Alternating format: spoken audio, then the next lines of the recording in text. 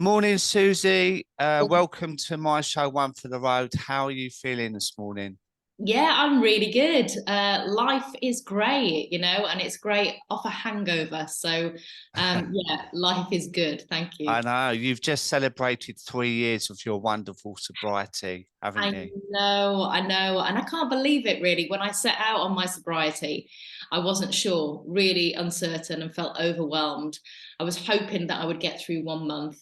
Then I was hoping I'd get through 3 months. And then my aim originally was to just do 1 year off the drink, and then see how I felt like that. And now, 3 years later, here I am, and I know I would never go back.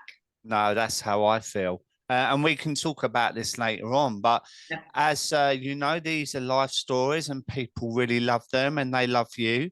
So it'd be really good to wind it back to when you were growing up, how that looked for you. And we Yeah. can go from there. Yeah. Oh, well, it all started, my life started in a little place in Lancashire called Radcliffe. I don't know if you know Radcliffe. I used to say I'm from Bury or from Whitefield. I never actually said Radcliffe because as much as it was a great little town, it was probably not the greatest of them all in Lancashire. Yeah, it was a lovely upbringing. I lived literally 100 yards down the road from my grandmother. I spent a lot of time at my grandparents' house.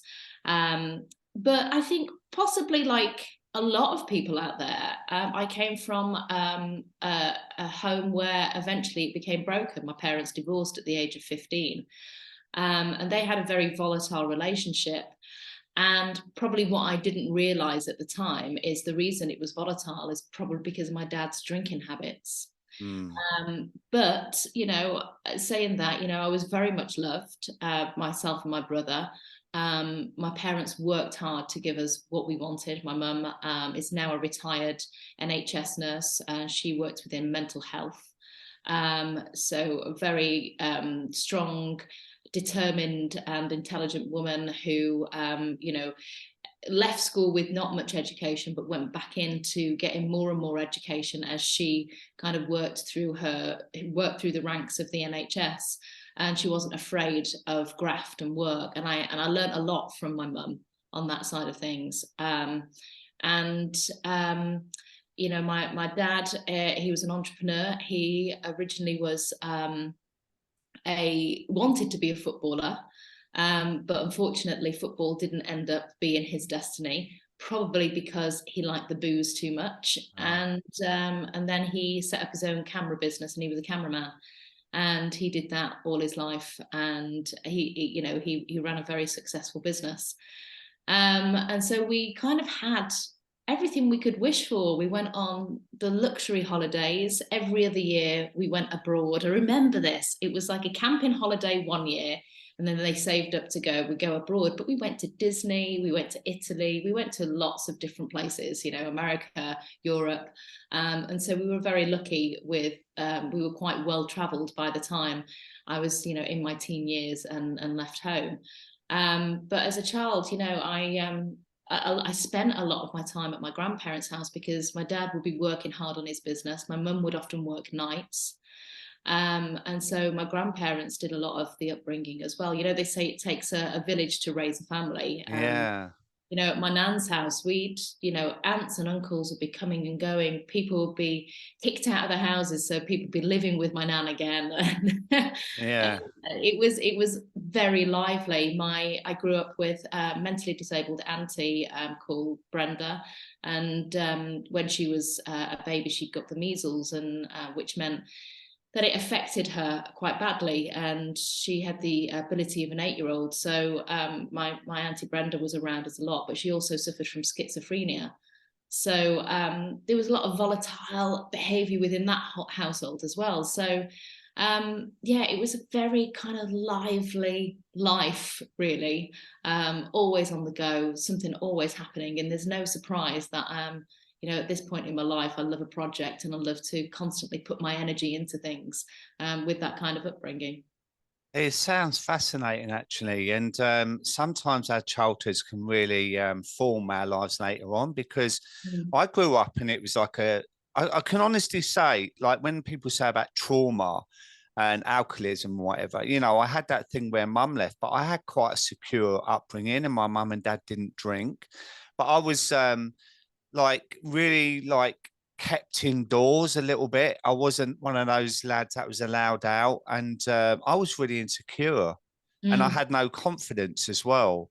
right. And it's interesting how it can shape your life moving on. Yeah. What part of your life did you start to feel interested in acting or singing? Was you always one of those girls that was singing into your hairbrush? Always, to be honest, I started at a really young age. So I was very close to our neighbour, Helen, and still are. She's one of my best friends. In fact, she's like my sister, really. We grew up. I've known her all my life, and she started dance lessons, and I was 3, and I just wanted to be like Helen, and so I started dance lessons too. But the minute I started dance lessons at 3 years old, in fact, I was 2, because my mum said as soon as I was allowed to be out of nappies, I could go to ballet class. And Wow. so I went to ballet class at the age of 2, and I've been on the stage performing and competing professionally from the age of 4. And Wow. yeah, I was competing in the dance competitions. I'd got my first semi-professional show at the age of 5, which was Annie playing Molly, and then at 9 I was doing a professional touring musical theatre called Showboat. And then at the age of 12, I landed my first TV contract. And I was in a TV production called Elidor, which was a kids' CBBC drama. And so I've done it all my life. I've never known anything else. And when I've ever been questioned, what else would you do apart from perform? I'd be like, nothing. There is no option B. I only have an option A. I don't do anything else. This is what I do with my life. And so it's been in my blood and just been in my bones since the age of 3 years old. And yeah, I've loved it. I've loved everything about it. And so yeah, it's been a massive part of my life. I stopped competing in dance competitions at the age of 16. And then at the age of 18 is when I was at college, because I went to a local college to do performing arts, and then I was looking to go to drama college to go on to university, at like a Rose Bruford's or a Italian Conte. And before I actually completed my college, I got into Hearsay. So I left early, and I actually didn't finish my BTEC diploma in performing arts. And then the rest is kind of history, really. Yeah. Yeah. So as you were growing up into your teens, did you start drinking a lot of us, we say we started drinking 14, 15, but were you really ambitious and it didn't really start to play a part in your life? No, I like to burn the candle at both ends, Dave. I was a professional Yeah. at that before I even became a professional at it. I think I because of my success in my early life of being on the TV, I got picked on a lot at school. Now, I wouldn't say I was severely bullied, but I was picked on because I was on TV. And people didn't kind of like that, and they didn't. I suppose I felt like I didn't want to come across that I was better than anybody else. I still wanted to fit in. Um, I remember that I just desperately didn't want to go to school because I went through like this period of people calling me names, like saying I was terrible on the TV. I was being pushed around a little bit, and I just wanted to leave, and I wanted to go to a place like a drama school then in my life where I felt like I'd fit in. But the one thing that I didn't want to do was move away from home and move away from my parents. I was quite a shy person, so to think of going to a boarding school at that age and going into that environment felt quite intimidating to me. But at the same time, I just didn't want to stay at school. So the way I kind of could fit in was to smoke, was to drink, was to kind of fit in with the cool kids so they Yeah. had my back, so that I wasn't being better than anybody else, that I was coming in at their level, and that they would protect me. And so that's what I did. So at like the age of 14, 15, I got a boyfriend, I was smoking, I was going to the parties, and I was drinking to fit in. And actually genuinely didn't want to do that. My career was really important to me, but it was a way of me finding a home and that a place, and that I was a people pleaser, and I just didn't want to be the outsider. That's exactly like me. Really? Because you know what I said about I was really shy. I mean, I remember, right, I lived in a place called Shorten in Surrey, right, and it was a rough school that I went to, and then there was a knock on the door, and I remember the lads from the school were the lads I didn't really want to mix with, and I was sounds weird, but I was making a Meccano crane on the floor at like nearly 13, I think I was. And there was these big lads, not as you coming up the circle, which is a place where they used to hang out and drink, get the adults to buy the beers from the offie, you know, with a bit of loose change and what. And I said to Dad, no, I don't want to go out of them, like, because I was petrified of them, because I didn't. But when Mum left, I then realised they were my only sort of crutch to fit in, because I was kind of bullied for being a bit soft and whatnot. And like you, I just didn't want to do it. I didn't want to drink. I didn't want to smoke, but I did it because I wanted to feel like I fitted in. And I wonder how many people listening to this now can relate to that, that actually it's like the people pleasing side. And that went on for nearly all of my drinking career. To, you know, whatever person I bump into a pub, I would shape shift around them. So it could be a builder, a plumber, a lawyer, you know, I would shift my conversation just to feel like they like me. I hear you. I massively hear you on that. Like a chameleon, you would just try and fit in whatever environment, so you feel uncomfortable. Because I didn't ever want to feel like, one, I was above anybody or anybody thought I was above them, and that, you know, that I was like them, that they could relate to me. And so, and the industry you were in as well was probably rife with drinking. I mean, I'm a little bit older, but I remember my first job, right, was in Wimbledon, Broadway, opposite Wimbledon Theatre. And back in the day then, which was in the 80s, there was a wine bar 2 doors along where from I worked called What's It's Wine Bar. And all the actors and actresses used to go from the theatre lunchtime and go in there. And I met Oliver Reed. I actually arm wrestled Oliver Reed. I was 16 years old. And his son Mark Reed was in there. You know, there was all the old school. Malcolm and Wise appeared there, and all the old school and what. And when I was 16, it's like I used to look up to these people. Oh my God, they're drinking lunchtime like whiskey and these actors and whatever. So I bet that didn't help you either when your career expanded. Actually, no, it's funny because when I got into Hearsay, we didn't have time to party or drink.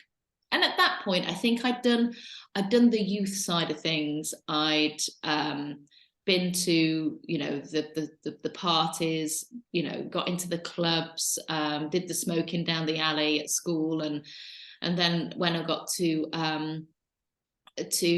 college, because it wasn't naturally in me, that I didn't actually enjoy smoking. I did it to stay cool. So I would only ever do it when I was in a certain environment. When I got into Hearsay, it was a chance for me not to do the things that I hated. And because we just didn't have time. So there wasn't any drinking within that time. You know, nobody smoked. Well, actually, no, the 2 boys did smoke in the band. They smoked. But I just wasn't into it. The girls didn't smoke. And not for a while anyway. And then eventually we did. And then, it was just so strange that first year of us being in a band together. We didn't really drink. We didn't go out. We didn't have time to. It was literally on the go all the time. And it wasn't until kind of when Kim left the band and we started to have a little bit more time on our hands, we brought another member into Hearsay. We all just started to go out a little bit more and let our hair down. And that's, when I'd go out to like a club called Pop. And it was cool then. It was cool to fall out of a nightclub drunk and you weren't judged for it, actually. it kind of made you a little bit more credible. Mm. And it wasn't that I was aiming to do that. It just ended up happening a few times. And then, then the smoking continued, and yeah, I was just drinking more and more. And then I got into theatre, and theatre, strangely enough, is probably more well, I suppose the entire industry really is an acceptable industry to drink in. But yeah, it was part of what it came with. It was, you do a show. How do you relax after the show? You have a drink. That's how you relax. You're on tour. You don't have your family there. You become a family. You go out, you party. There was a lot of that on the road, and it was of an era where we were binge drinking night after night, and then waking up feeling groggy, trying to get yourself ready to then do a performance. And being young, I had the stamina to do that, and I was able to still do a really good job, get employed, and then drink in the evening as well. Yeah, I've had a few musicians on the podcast, and one share a Delican, the bass guitars for the Gorillas, and he was saying how difficult it was after the show. It wasn't so much the nerves leading up to it. Once you get on the stage, and he's played in front of literally thousands. He's just come off a tour of Mexico and whatever, and it was the adrenaline after of how you come down, where everyone's drunk and taking drugs and that, and he's sitting in his hotel room like twiddling his thumbs. Do you know what I mean? And that's what he struggled with. And you generally do have to have a strategy in place to come down from that adrenaline. You really do. And I remember speaking to Bev Knight, and she was talking about, and this was on my podcast actually, she said she's not a drinker, and she never has drunk, and for a long time she didn't fit in the industry because she wasn't a drinker. Now her career is flying, and she's invited to everything, because actually now it is acceptable not to drink, and a lot of people don't drink now. But back when I was in Hearsay in her time in the industry, she said it was just, she was the weird one really. And she just said, I said, what do you do then when you finish a show, when you've done a big concert or a TV gig or a theatre gig?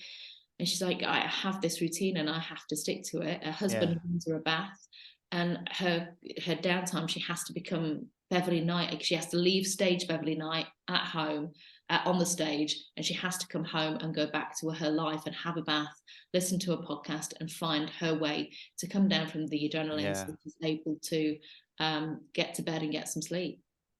So Beverly Knight, I absolutely love. Right, I grew up with her music, and I had tickets to see Beverly Knight. It was a Friday night, 8:30 performance, and I went for pre-drinks in the pub up the road, and I didn't even go to see her. Really? Yeah, I said, right, let's just get one more drink before we go, and I was already drunk, and I bought 2 bottles of wine and sat down and completely sacked it off. And I woke up in the morning, and my first day at college, I was learning to be a counsellor. And all day I was in this room with people, and they said, it stinks of booze in here. I didn't know anyone. It was a nightmare. But the fact I missed her as well off the back of my drinking is like ridiculous. So you need to hook me up with her, because I love her. Oh, she's amazing, Bev. She's the most genuine, nicest person I know in the industry. She really is.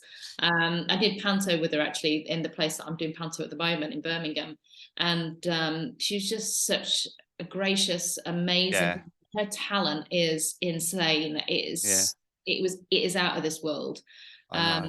But she's so modest with it, and she's wonderful, and she's good at her job because she doesn't drink. Yeah, that's the thing. And a lot of entrepreneurs now, really successful business people don't drink. I had Shah Wasmond on my podcast 2 or 3 weeks ago, MBE, and she's never drank in her whole life, and she puts her success down to that. But leading up to the auditions for Hearsay, were you drinking then, or did you go on the wagon a little bit? Do you know what? It wasn't. I think that kind of, from my teens up until that point, I was drinking sporadically to fit in. It wasn't part of my life. It wasn't then I needed it at home. Yeah. So no, I wasn't drinking when I was on the lead up to the auditions or anything like that. I remember actually they'd filmed this section in Pop Stars on the TV show where a lot of them were in the bar, and then the day after we were doing the auditions, and they'd kind of pinpointed a few of the people who were having a big booze up. And actually, I don't know whether you know him, a guy called Tanner. He was Tanner Hussein, yeah, he was named Taz at the time. Yeah, that's it. And he was one of the big drinkers there, and they pinpointed him, and then they followed him with the hangover the day after, and going through the audition rounds. And I'd left them all to it, and I went to bed because honestly, I was like, I could take it or leave it. It wasn't really a part of who I was. So I was okay with just going to bed and getting some sleep. I was exhausted enough with the process of the auditions that I didn't need to do that. And I wasn't in the cool gang as well. So yeah, I was fine then. I don't ever feel like it was a problem. I don't feel like it was a problem until probably more into my 20s that I started to think that this is becoming an issue. And I don't think, again, I could take it or leave it when I was in Hearsay. I smoked a lot when I drank. I smoked like in between. Again, I think that was a part of the peer pressure and fitting in. Not that I actually ever wanted to. Who likes the taste of smoking? Nobody. No one. You have to really try hard to become a smoker. But yeah, I think I'd got into theatre.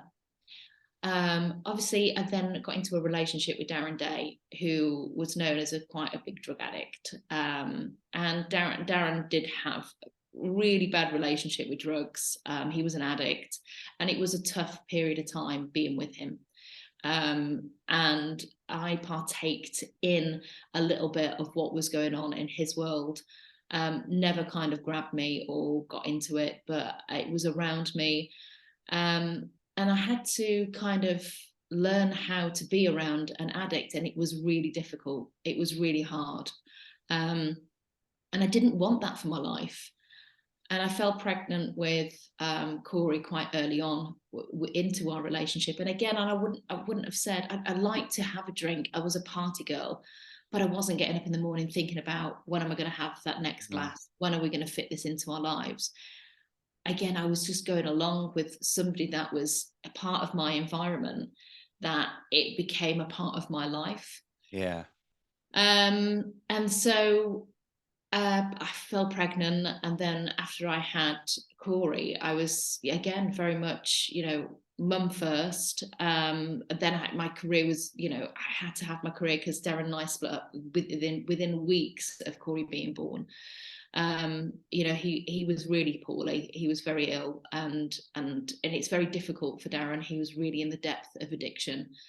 I just remember he couldn't keep it out of the house, and then it was just not going to happen for us. I had a brand new baby at home, and there was just no way we were, turning our house into a crack den for anything. Do you know what I mean? He was, really poorly with his illness, with addiction. So he went, and then he moved on with his life with his partner, and he did get a bit of help, but I think it's only in recent years that he's really been able to crack the addiction. Yeah. But I kind of got on with my life, and like I said, I was like any other kind of young girl really out there who I would binge drink when there was parties. I would drink, occasionally after a show, but I had to get up with a baby in the morning, so it wasn't really that heavy. And I don't think it was until kind of later on that it really started to get a hold of me. It was just topping it up, one party after another. I was probably becoming more dependent on it, as a lifestyle and to fit in around others, rather than it be I need it at home and I need to drink when I wake up. I suppose when it gripped me on every single emotion, I remember people saying, I drink when I'm sad, I drink when I'm bored, I drink when I'm happy. I would just drink when I was in the environment of drinking after a show and at a party. It then became more apparent that actually there's going to be a problem if I don't sort it out. After my dad died in 2012 was when I was drinking on boredom, all the emotions, to escape from any trauma, to escape from pain, to escape from the memories of watching my dad die. Anytime I had like that moment of thinking about it, I'd be waiting for the evening, I'd have a drink, I'd be drinking at home. It became less of my environment to fit in to actually a coping mechanism. And I did that for several years. Obviously, I had another baby within that time, and again, I stopped for a while. So there was never any problem. When I thought it was getting out of hand, and actually I'd woke up and I'd gone, I'm feeling really depressed. I'm having really dark thoughts here. I know it's booze that is doing this to me. I'm going to have to take a break. But those times they were getting heavier and heavier, and my thoughts were getting darker and darker. And I remember there was this one time, and afterwards I ended up reading Alcohol Explained. I'd woke up in the morning, and I used to have this thing where I just thought, I just don't want to wake up. I don't want to be awake today. I've got this wretched hangover. I feel dreadful for being here again. Why is this yet another place? I'm bored of my own story. I don't want to live. I want to take my life. But I've got 2 children that I have to be here for. And I wouldn't have ever have done it. But I was thinking these thoughts, and they were becoming more and more regular. I didn't want people to have to put up with me and my behavior of not being able to get out of bed and wanting to hide myself away from the world and being demotivated and being grumpy and moody to be around and volatile. And it was like being around my dad again when he struggled with his alcohol. You just didn't know what kind of mood he was going to be in, whether you're going to have a fun day with him or whether he was going to not stick to his promises. I stopped sticking to my promises with my kids, and it would turn into, let's get a McDonald's and watch a movie, because that was the easier option for me to get through my hangover, rather than actually invest in the things that they wanted to do. And I just thought, I just can't live like this anymore. And I remember actually thinking, am I an addict? Do I need to actually get help? And I called like a helpline, and I remember like ringing them and thinking, what is it going to cost me to go to rehab? Maybe this is what I need for my life. And realizing the cost of it and thinking, oh God, I actually can't, that's really costly. To a rehab privately without anybody knowing. Do you know what I mean? Without, away from the papers knowing about it. Because I wasn't at a place where I could actually identify as an addict. I was just in a really, really dark place. And maybe I was in that place, because I think there's this big grey area of this middle lane drinker. And I was definitely going to that line of tipping. That's really interesting what you say there, because the space in between someone who can take or leave it, or where I got to, where I drank every single day, but to huge excess, and I couldn't even think about not drinking. You were edging more towards my spectrum. Yeah. And that's why we say alcohol's a cumulative, right? Because it's like, I often say to people, when you're on that bottle of wine and you get towards the end and you start to think, oh, I'll have one more out of the second bottle just for a nightcap. And when you have that first glass, before you know it, you're on the second glass. Before you know it, you're actually finishing off the second one. Yeah. I used to have this thing where, and less the older I was getting, where I'd be like, right, I can cope on a bottle of wine. I can do a bottle of wine and actually have an all right day. I can, through my gritted teeth, I'll be all right. I'll be a bit foggy. If I go into that second bottle, I'm in really bad hangover territory. And when I did, I'd be like, oh, why am I doing this? But I couldn't stop myself. Yeah. But a lot of the time I would go, right, it's the bottle, and then I'll be fine. But then it was like, the bottle is still bad enough. You look at what units you should be drinking a week. and it shouldn't be over 14. I was way over 14 on some nights. You know, it was like, this is ridiculous. If this is destroying my mental health, and I knew it was. I knew it was with my thoughts. I knew it was with my behavior. I knew it was because I was on antidepressants most of my life. 19 years I was on antidepressants for.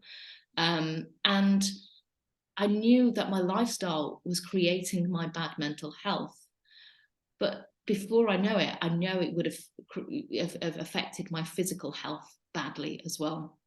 There would be a point where, you know, drinking to excess will bring on some kind of cancer at some point. It will, you know, the studies show that. And you know, you're told by the doctors the reason they say 14 units a week when they really should be saying no units a week is to protect you from these modern day illnesses.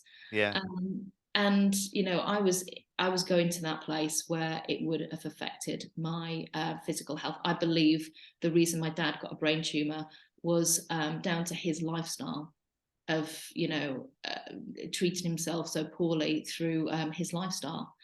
So you know, it was inevitable that I was heading to a place of just disaster.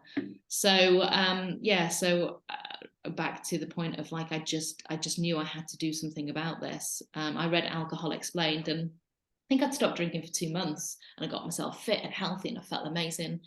And then there was a social event to go to, and it was a wedding. And I thought to myself, I never promised that I would go beyond 2 months. I was just like, I want to get a place where I've had such a big break from it that I'm able to moderate. And I thought this was a thing. I thought that's the thing that I'm going to do. And I'll become that moderator, because once upon a time, I was a moderator. I was back in the day. But it's too late now. Like, you've gone over the line. That whole thing, turn a cucumber into a pickle. You can't turn a pickle back. Yeah, exactly. And so I've had the taste of where it takes me to. And so I went to that wedding, and then the first night I said, no, I'm not going to drink, because it was like over a weekend. And you had just have the one with me. It's a light night anyway. We're not really going to start drinking till tomorrow. Just have the one. Well, I got absolutely blottoed that night. And I knew in the back of my mind I was going to drink, because before I needed to get my nails done. And I went and got my nails done, and there was a Tesco, and this wedding was in the middle of nowhere, so I couldn't access anything. So I got myself a packet of fags. And what if I got myself, because I didn't really we didn't smoke without drinking. So I knew I was going to be drinking that night. And so, I ended up getting really drunk. I was still drunk when I woke up in the morning. We were then back on it. And I'd had 9 weeks of not drinking. I was feeling incredible. I'd been on my first holiday and hadn't drunk. I thought I'd really cracked this. And then it didn't even stop then, because friends and family had come from abroad to be over it. So my brother-in-law lives in Malaysia, and he was over for the wedding, and so he was staying with us for a few days, and then we drank through those few days because they were there. And I was just gripped back on it. And then it was another 6 months. Then I was like, I'll do sober October. Then I had a month off it then. And I was doing a big gig as well, so I didn't really want to drink on the job, because the job was a really big play, and there was a lot of lines, and it was a comedy, and it was very quick. And the minute like I had a hangover, there was just no way I could deal with the show. So actually, for the duration of that show, I didn't really drink. So I could be really disciplined. I had this ability, but when it came to fitting in, peer pressure, being part of the crowd, being part of the tribe, I had no control over it. I had no integrity to go, no, this is who I want to be. This is where I'm the happiest. This is where I'm performing at my best when I don't drink. Went out the window, because peer pressure just got me every single time. And that has been from the minute I started my drinking to the point that I quit, was all because of peer pressure and fitting in and wanting to be liked. And not as well really knowing who you are really without it, because you can go 1, 2, 3 months and whatever, but then I think you reach a point of, well, I'm actually doing this, but who am I? And that shows up when you're trying to fit in, because quite Yeah. often when you go to I mean, I went to an event as well, and I was sitting there thinking, well, normally I would laugh at this and I'm being really quiet. I don't know what to say to that. I didn't know how to act. Do you Yeah. know what I mean? I think there's a lot of that. And I think, you know, in the early days, and again, you know, the reason you drink, I'll drink because it gives me confidence. It makes me less stressed. I'll be a part of the crowd. I can fit in. I'll be able to have conversations. But the irony is when you don't drink for a long period of time and you quit, you become more confident. You do know who you are. You're more willing to stand up for what your beliefs are. And so in any environment now, if I don't go along with what people say anymore. You know, if I don't believe in what they say, I actually just say, you know, actually, funnily enough, I don't agree with that. I don't have to end up in an argument with them, but I can, you know, stand up for who I am for the first time in my life. I have an opinion and I have my values. I work on my values every day so I don't end up back in that place where I'm under peer pressure of having to fit in. And I'm not scared of voicing my opinion. And I avoid scenarios I don't actually genuinely want to be in. I won't put myself in a situation I'd rather not be in and force myself to fit in. And it's a wonderful place to be in because I've got my integrity, I have my confidence, and I'm living the life that I actually want rather than fitting in for the first time. And it's had to get to know myself away from the alcohol beyond 3 months. And it's been a journey and it's not been easy, but it's been exciting. And I would never go back to drinking because somebody has made me feel like I don't fit in around the drinking culture. That's fantastic. I feel the same. Yeah. So you didn't give up on the 1st of Jan, or I'm doing dry Jan. You gave up on the 4th, right? So was that off the back of another New Year's Eve drunken session and it took you? Yeah. I had to go in really hard for a final session. So basically what had happened was I was on a cruise ship doing a one-woman show. So I had this act that I'd go on one of the cruise ships with in the Caribbean. We were in Barbados. We were sailing around Barbados. And I was on there for like 4 nights from kind of Christmas, from Boxing Day onwards for like 5 nights, 4 nights, whatever. And again, I didn't drink over that time. I didn't drink in the lead up to it because drinking really affects my voice. I wanted to be on the best that I could be. So I didn't drink on the lead up to it over Christmas. I went on the ship, I performed, did the show over those four nights. And then afterwards I was like, right, it's blowout time because in 2020, I don't want to drink. So we didn't come back from our holiday because we got off the ship. We did New Year in St. John's, and then we came back on the 4th. So I knew that we were going to have this. Basically, I was having my Christmas over those kind of New Year's Eve and few days that we were staying in Barbados. So so that's why it started on the 4th of Jan when we flew home. Do you remember your last drink then? Yeah, I do. It was around the pool. I mean, on New Year's Eve, I got so blottoed that I fell asleep before the countdown. And then I woke up after and was so angry I'd missed the countdown on the beach because I wanted to be on the beach where everyone was partying. That I must have woke up about 20 to 1 in the morning, and I was like, no, right, we've got to carry on now. We've got to party, come on. And we carried on drinking till like about 4 or 5 in the morning. Then that day was just feeling absolute rancid. Then started to drink again when I started to feel a little bit more with it. And then, I remember the last drink, we were having rum and cokes and beers a lot around the pool. So I remember it. I remember it was on the night of the 3rd because we're flying almost overnight and we landed in the morning of the 4th. That was drinking before we got onto the plane, and then I stopped drinking on the plane. And when you like got up the next day, or did you know then that this was it, or was you still doing, well, let's see how it goes for a month? Or do you think in your gut you just knew it was over? I knew it was over. Yeah. I knew, and I had to know, because if I hadn't have known, I wouldn't have been able to stick to it. And I believe I knew because I had to own my decision. Yeah. Because the minute you don't own your decision to something like this, that's when you're so easily talked out of it. Absolutely. That is the best advice ever, honestly, because, you know, I mentioned on the post today about bolting the door and putting a draft excluder on the bottom, because if alcohol will get in, it will get in. So you have to be absolutely firm with your decision and say, I don't want it. It's like leaving a narcissist or something. You know, you have to be absolutely bounded and firm and say, I do not want this in my life anymore. And I gave myself this 1 month, 3 month, 1 year. And I gave myself that as more as a me telling other people. But I knew I was not wanting to touch the drink again. I knew that if I'd have got through this year of not drinking, I knew I'd have cracked it.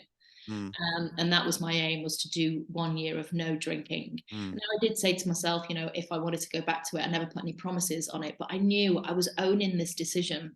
Because like I said, if I hadn't have owned it, if I hadn't have gone into 2020 going, no, absolutely, NO in capital letters, instead of no, Maybe, you know, I'd done the maybes before. I'd tried and tested it. I'd done 2 months, I'd done a month, I'd gone over 2 months, you know, I'd done my dress rehearsal, and I knew I had the ability to do it and really get to a long point of not drinking, that this was my time. And it was no more, enough. I am bored of my story. I am doing this to myself. It is purely my choice. No one is forcing drink down my neck. I'm the weak one. I'm the one saying yes to this at every given opportunity. So therefore, I'm holding the key to my happiness here. It's my choice. Do I say no, or do I continue with this same boring story, or do I give myself a goddamn chance in life and say no now, for the sake of my mental and physical health, and for the sake of keeping my family and everything and my loved ones around me? And that's what it was. The start of 2020, I went in determined, and no one was getting past me with a glass of wine. Yeah.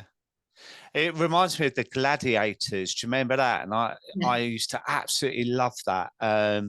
And where you had to get past everyone, you know. I can't remember what that was called, but that's what it's like with alcohol sometimes. You know, you have to dodge the bullets. But if you go in there determined, you've got a much better chance. And was there a part that you realised actually you're really doing it? Like in that first year, at what point did you think, I'm feeling different about this now? I am actually really doing this. Well, so there was a couple of points where, so the start of 2020, January, it was one of those, I had to be determined, own my decision, and know my why. I really had to have that at the forefront of my head. I also had, my partner was doing dry January, so it was slightly easier that he wasn't drinking at home and there wasn't that temptation. But we still had friends who were drinking and we were seeing them. On the 1st of February, we went out for food because my partner wanted to celebrate doing January sober. And so he had a few drinks, and I knew I had to batten down the hatches, know what I was drinking when I was going to this restaurant for food. And I kept writing down why I wanted to do this. I had a little note in my phone, and I kept referring back. And on that meal, I just kept thinking, just get through another 10 minutes, just get through half an hour. And I had to break it down that much at that point. But I just so determined that I'm not, this is me now. I've got to do this. There is no breaking point. And so that was a difficult time, but I knew I had a choice, and I knew if I'd have woke up in the morning, that's one thing that I wrote up. I will regret my decisions when I wake up in the morning. Don't do this. At one point, I had to have a mantra saying, I am not drinking. I am not drinking. You know, like you used to write the lines down at school if you got in trouble. You had to write them on the blackboard or whatever. That's what I was doing. I am not drinking. I am not drinking. this mantra sometimes when I went out. And February was about putting these tools in my kit. And I found in February, in that second month, if I'd got out or if I met friends, I quickly learned that I needed a tactic in place, and that was to take a pack of cards with me. So if they started to talk about why am I not drinking, I would quickly change, say, should we have a game of cards? So my thought was not thinking about the drink. We would actually play a game. I'd put a quiz on my phone and we'd go through like quizzes. I started to do the would you rather game. People started to pipe on about why you're not drinking. I was like, oh, would you rather have 4 arms or 4 legs? And change the conversation where people would go, well, if you have 4 arms, then I could do more of that with. No, well, if you have 4 legs, and people would start talking about that. So it would take it away from the conversation. And then we would have to speak about that for the rest of the night. Then I'd be able to slip off and go home when they were too drunk to even care. So I had these little tactics it's brilliant to get myself through in that second month. Then my third month was all about getting to know myself. And actually, I didn't want to go out as much. I loved running. Suddenly I'd found this love for running, which has become my partner in crime. It's my therapy. It's my meditation. I just love it. And I love the fact that I do challenges with it. It keeps me, again, accountable to stay in this healthy way of living. And so I started to discover myself in month 3 with all like hobbies and new things and the things that I wanted to do, and stay away from kind of the temptation of going out and seeing friends. And then bang, the pandemic hit. Now at the time I was on a cruise ship. I was back on the same cruise doing the show. I'd had a terrible time on this cruise ship, and it was like the universe was testing me, like, are you really ready for sobriety? I'd got through like the hardest months of them all, the hardest being the first week, the hardest being the first month. Month 2, I got through that and I was feeling amazing.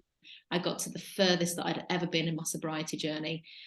Turned up on the cruise ship. My MD hadn't turned up. He hadn't showed up. Now, he's the person who plays my music.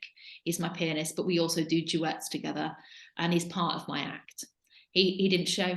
He wasn't there. We had no idea where he was. I had no sheet music on me. I had no backing tracks. I had to quickly print off some sheet music, find another pianist on the ship to fill in. I had an audience that night. Now, I used to have nightmares of this kind of thing happening in my career, where I'd be on stage feeling like I was absolutely naked and not knowing what I was doing.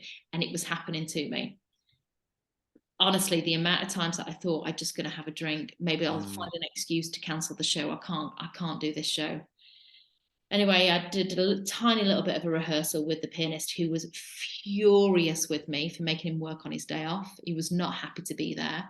And he did not disguise his unhappiness. He showed it throughout my entire show. He played all of my songs at double speed. I felt like I was absolutely dying on stage. It was the hardest gig I have ever done in my life. I made a joke that my pianist hadn't turned up. There were rumors that there was a ship that had gone into lockdown in Miami, and none of the passengers were allowed off because COVID had got onto the ship. We thought maybe he was on that ship because he did a lot of the ships over in Florida as well, and he was coming from that area to join me on my ship.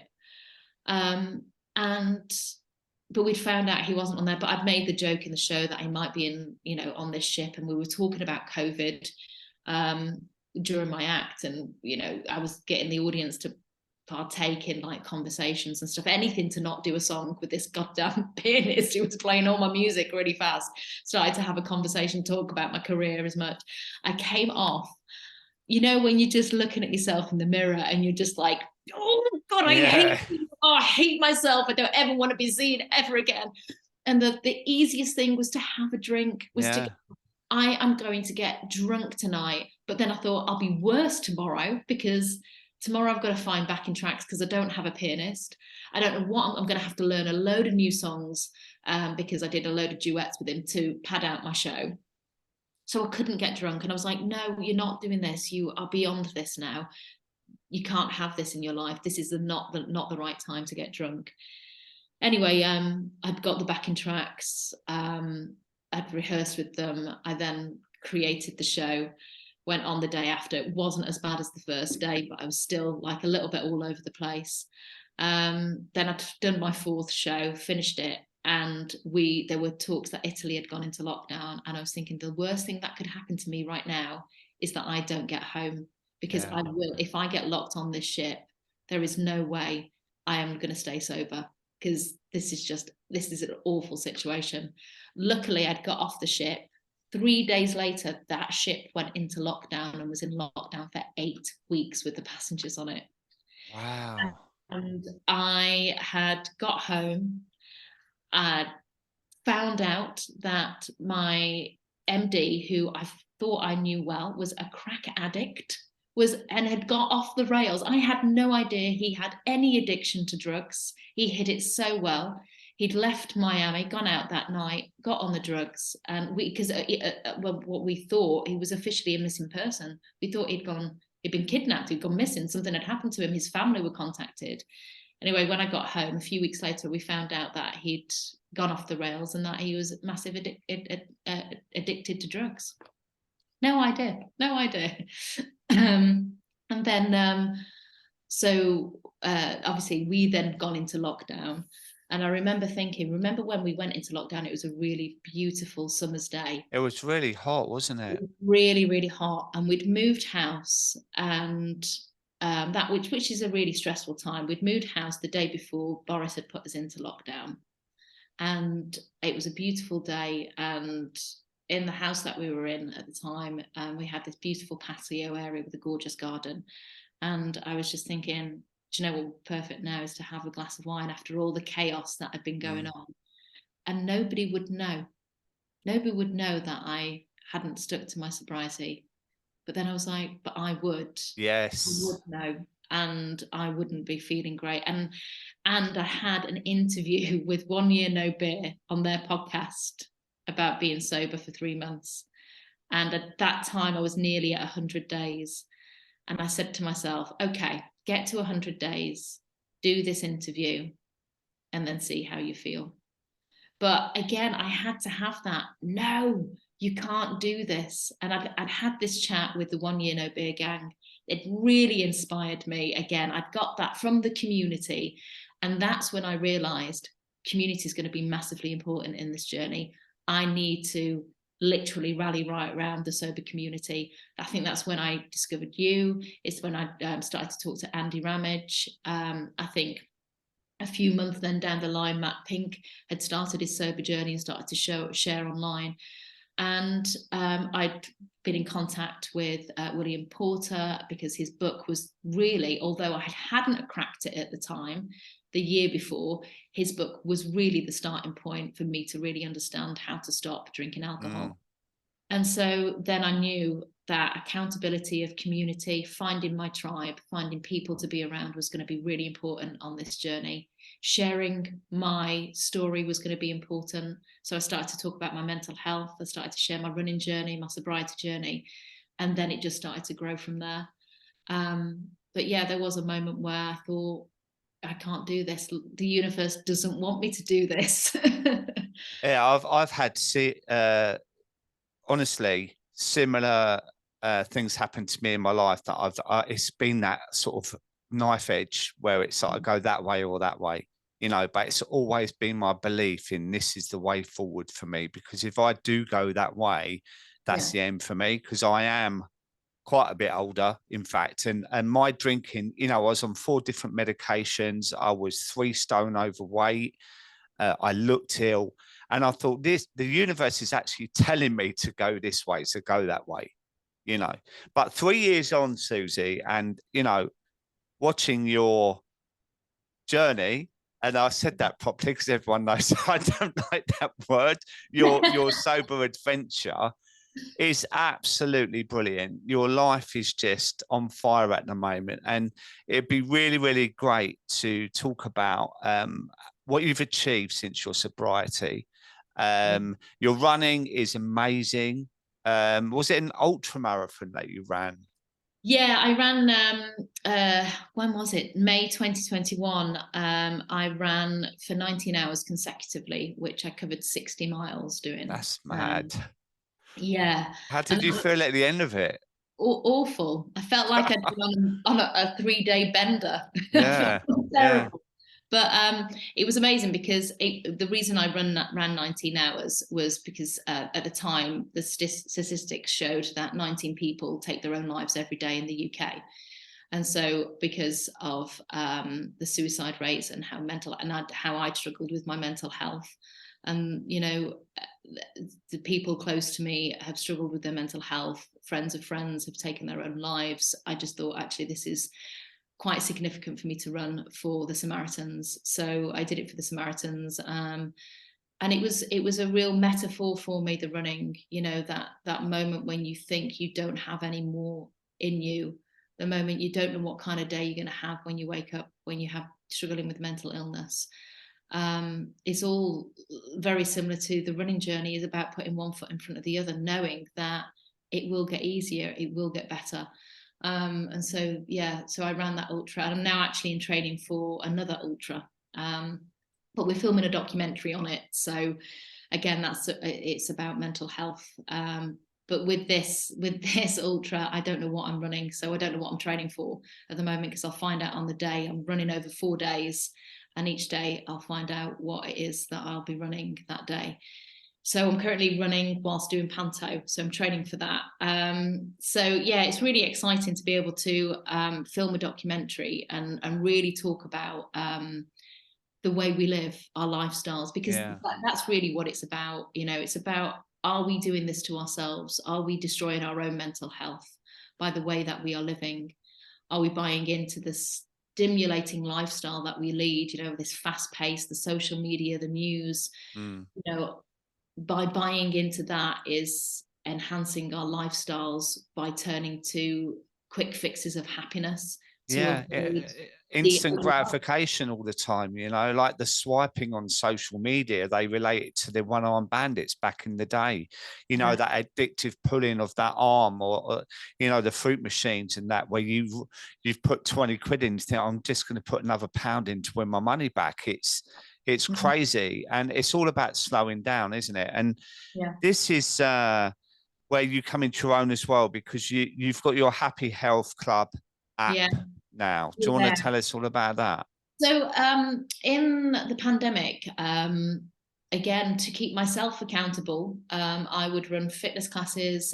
When I went sober, I also went plant-based. And it wasn't about me doing everything at once. It was more about decluttering this home that I was living in, and I was just making it so toxic with my behaviors, with my self-sabotage, with the way I was eating, with the way I was drinking, and I wanted to declutter it and renovate my house and make it one to be proud of. And so I really massively changed my lifestyle in lots of different ways, and that was with nutrition and fitness as well. And so whilst we were in lockdown and a lot of people were going live and sharing things, I'd had put this schedule together where I'd do some plant-based cooking with some experts and doctors, and we'd talk about nutrition. I'd do fitness classes with my PT friends, and then I'd talk about sobriety. And so from that schedule was born the Happy Health Club. And that turned into, having the 3 pillars, which was eat plants, try sober, get fit. Because I believe when, you do quit alcohol, you want to treat yourself the best way possible. And I think a lot of people then do look at their fitness and their nutrition eventually. And so I wanted to have this home, this wellness home, where it's, essentially a sober community where people, can understand how to live life sober, but can also work on their nutrition and fitness at the same time. But, you look at athletes, a lot of the athletes, they don't drink to perform the best. Footballers, it's amazing, isn't it? Advertising all this booze over football and encouraging the fans to drink and get leery, yet not one of those footballers, or very few of them on that pitch, drink, because they need to perform the best that they can. So within fitness, we say, if you want to get fit, quit drinking. If you want to lose weight, quit drinking, because it's the drinking that makes you eat the bad food, bad food choices. Food choices. It's the drinking that stops you from going to the gym when you're on a roll. So that's where the Happy Health Club's born, is that we have this hub of wellness for you to dip in and out of doing whatever you want. And even if it is just taking a break from alcohol to start your way on the journey, then great. And we say to people, you know, you don't have to do it forever, but it's just mindful choices and being mindful. And again, being in an environment where you're with like-minded people, having positive conversations, because you're not going to always get that from your circle of friends or from your family. And there'll be people who will try to talk you out of living the best life you can live, because it holds a mirror up to them and they don't want you to not be part of their habits and stay with them. Yeah. It is funny, isn't it? You know, how we talk people out of staying well, staying fit. Yeah, I know. But That whole thing, it's the only drug you have to justify not having. It's just yeah, crazy. It's absolutely crazy. But I know that's exactly. why we need to keep banging the drum. And Yeah. you bang it loud. You're in Panto at the moment, and we were messaging last night, and then you went on a live, and you know it's so brilliant what you do. And I know you've got a dash off now to do Panto, haven't you? Yeah, So well, I've got to run into work. yeah, is that Um, part of your training then, running? yeah. Yeah, So running, but it's part of my endurance training is to run on the days that I'm doing shows, so I can yeah, put my endurance with the shows as well. So yeah, but again, I've got to be really disciplined, and I've got to watch what I'm eating and not turn to fatty, sugary foods. So yeah. I'm feeling the best, and I want to keep it up. So Mm. yeah, it is about keeping disciplined, but I want to do this because I want to do the documentary. I want to share my story. I want to push myself out of my comfort zones. I really enjoy Mm. doing that. Since quitting alcohol, I think I'm like the busiest I've ever been, because I've got this time on my hands, but I want to fill it with things that, you know, grow me as a person. Yeah, yeah. And before we go, what does the fourth year of your sobriety look like to you? Oh, I'm just looking for more growth and adventure. I really am. You know, for the first time, I went into this new year with no New Year's resolutions, because I didn't have to make any, because I'm Mm. living the life that I want to live. And it was just about owning again the person that I am and accepting who I am in all of my imperfectly perfect ways, you know. And I'm enjoying the journey now. I'm not having to fix my diet or go sober or get fitter. I'm just having to just want to live my life and accept me for who I am and where I'm going, and just allowing the flow of the adventure to continue. That is amazing. And I'm celebrating my fourth year Saturday, and that's how I feel. Like I feel like I'm finding a place where I'm just calm now. I could improve on certain areas. I'm Mm. climbing a mountain in May in Oh, Morocco. oh, I know. Oh, that's incredible. And how has your fourth year been? It's it changes, you know, it really does change Yeah. over the years. You know, I always say to people who celebrate their first year, your second year will be different, and then your third. But now my fourth year is almost like I'm beginning to really settle into it, and it's allowing me that space to really think about the next 5 years rather than the next 6 months. Do you know what I mean? I'm in a space now that I can relax into it, because I know I'm not going to go back.